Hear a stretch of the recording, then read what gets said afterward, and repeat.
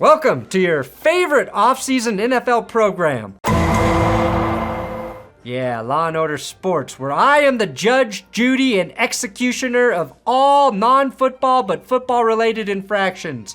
Some say I'm too harsh, but that's just because I'm the only judge to give out the death penalty for jaywalking.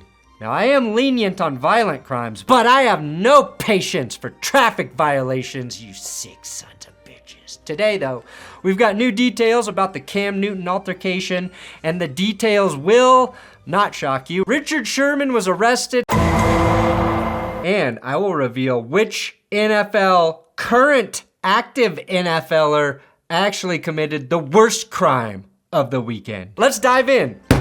Oh yeah, already did the intro. Cam Newton's brawl. A video emerged on Sunday showing Cam Newton apparently engaged in a bit of a tussle during a 7-on-7 football tournament in Atlanta. I still don't understand the YouTube rules on videos that have fighting in them, so I'm going to edit around the fight and just insert something weird Cam Newton has said every time I think a punch might have been thrown. I want you to go back and like the picture. I got 2 inches of straight venom. Okay, no. Oh, no. It's funny to hear a female talk about routes. If you want to watch the full fight, go to my Twitter account, @BrandonPerna. I tweeted the video there. The footage, though, shows Newton, adorned in one of his dainty hats, roughhousing with a trio of ne'er-do-wells. Now, don't you think it's a tad unsettling that a tournament of 7-on-7 devolved into a game of 3-on-1? What's even better is that they thought that 3 men was all it would take to bring down one of the most freakishly gifted athletes the NFL has ever seen. This is like one of those thought experiments where you can choose 1,000 rats, 10 tigers, 5 bears, or 1 Cam Newton. I'm taking a single Cam Newton to win that fight every time. You know, it wasn't even that much of a struggle for him because that hat stays squarely on his head. Almost suspiciously so. I wouldn't be surprised if Cam Newton became the first player in history to undergo permanent hat surgery. It's either him, Pharrell, or Johnny Depp. Obviously, it's really unfortunate that you can't even play a 7-on-7 tournament without something like this happening. But I'm sure 99% of these events go on without incident. But I know what you are all thinking here, and I'm not going to ignore the obvious. We have to address the elephant in the room. The fact that he handled 3 dudes trying to beat him up with no problem makes the Super Bowl 50 fumble look so much worse for Cam. Decides not to dive in there and he backs away from it. The other thing you're probably thinking, well, Stephen A. Smith and Shannon Sharp addressed it on ESPN. I don't want any more parts of this. If I'm Cam, I'd shut it down. But he's not. Because he really wants to help the kids. He really wants to give back. If he wanted to put physical harm on people, he is fully capable of doing it. He has never been that guy. Right. The worst part of this whole situation is I had to give Fox News my email address to get the latest details on this fucking story.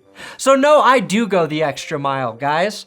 The reason this all happened boils down to shit-talking. The men who engaged in the altercation with Cam were coaches, TJ and Steph Brown, 2 guys who used to coach in Cam's C1N organization, which helps athletes develop football playing skills at all levels.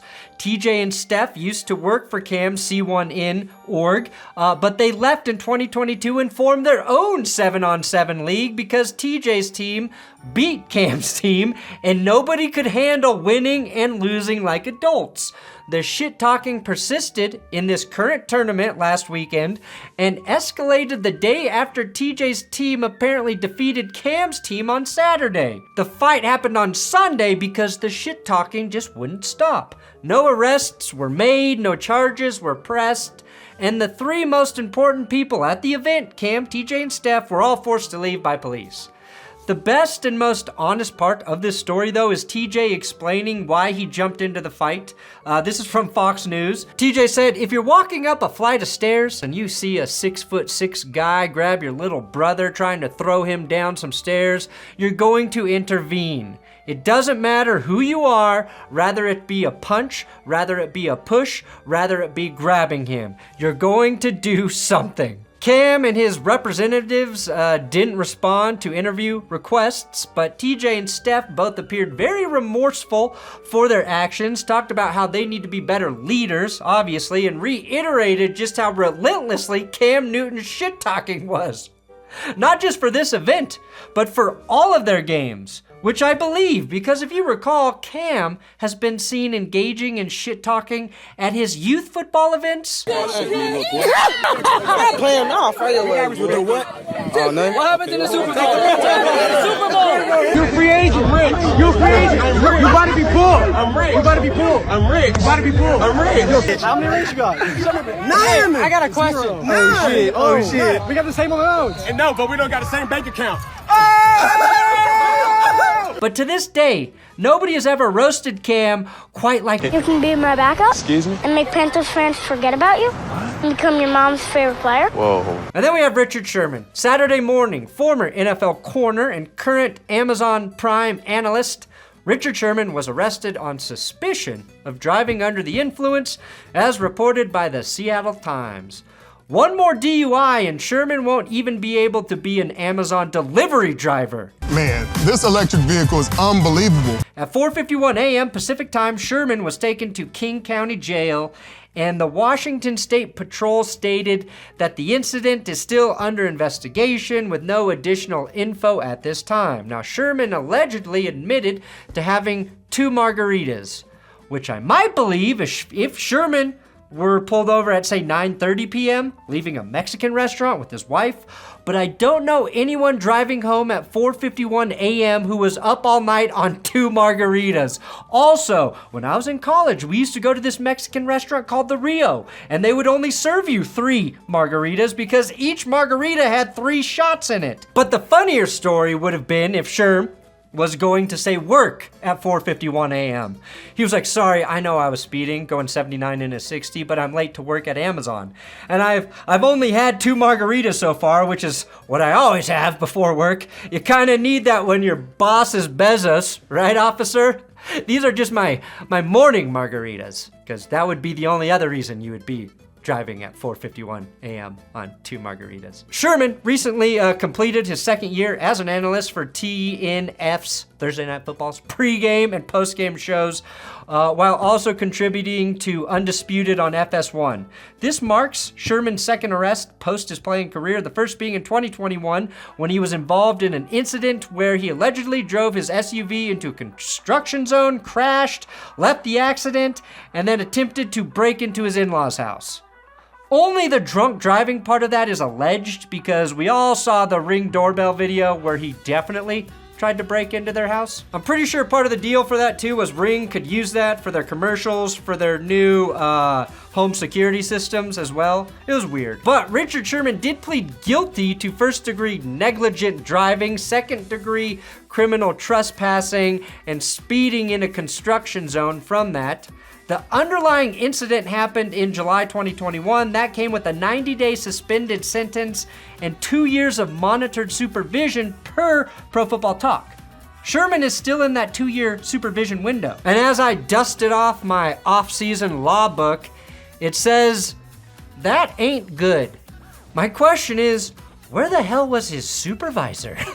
This is significant though, because pleading guilty to the aforementioned means that he would not have to serve any jail time unless he violates the term of the agreement. And I am guessing if he's found guilty here, that would violate the terms. And his future at Amazon may be in jeopardy because of that. But Colin Cowherd has stated Sherman will be allowed to podcast from jail if he goes, which would actually be pretty awesome if you think about it. Between him and Marshawn Lynch taking the forbidden joyride recently, it's starting to look like the Legion of Boom is more like the Legion of Booze. For a team so close to the Canadian border, it is ironic that a couple of them are now denied entry into that country. Now that I put the pieces together, I am appalled to point out that Marshawn Lynch admitted to drinking Hennessy before games. And of course, one game at Cal ended in him doing this. Across the field. That's one of the more ridiculous things I've ever seen. It's Marshawn Lynch. Once again, However, I am obligated to say that I will never understand a professional athlete, former or current, ever getting behind the wheel intoxicated. That applies to any rich person as well. And now that I think harder about it, that should apply to, well, everybody. But people with money really have no excuse. Just call an Uber. Call a fucking gold-plated stretch limousine.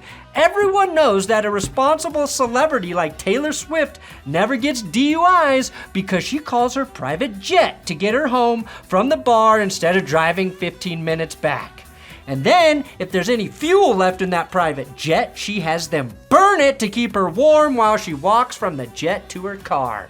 That's how much energy she wastes just to never get a DUI, and I respect her for it. Yeah, it's about that time. A little R&R, a little rest and recharge.